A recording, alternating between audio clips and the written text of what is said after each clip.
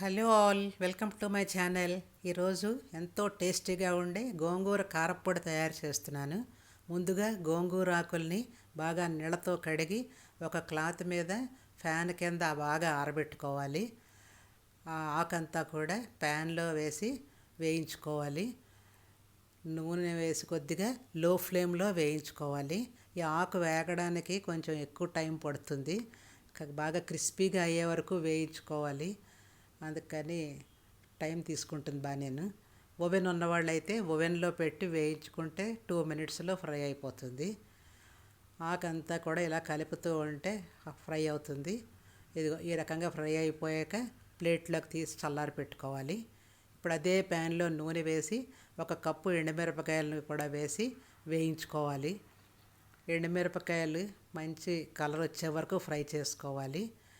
ఇప్పుడు ఎండుమిరపకాయలు తీసేసి అందులో 1/2 కప్పు శనగపప్పు, 1/2 కప్పు మినప్పప్పు, 1 కప్పు ధనియాలు వేసి వేయించుకోవాలి.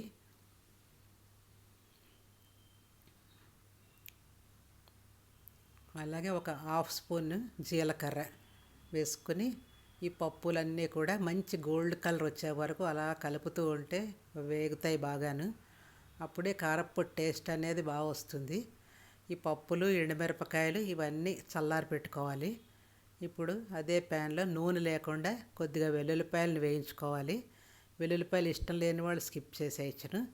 ఈ పప్పులన్నీ చల్లారిపోయిన తర్వాత మిక్సీ జార్లో పౌడర్ చేసుకోవాలి.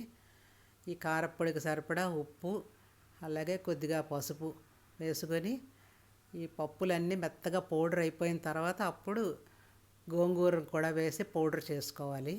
గోంగూర పులుపు తక్కువ ఉంటే కొద్దిగా చింతపండు కూడా వేసుకోవచ్చును, బాగుంటుంది. ఈ పౌడర్ అంతా కూడా ఒక బాటిల్లోకి పెట్టుకుంటే నిలవ ఉంటుంది, చాలా బాగుంటుంది. Thank you for watching.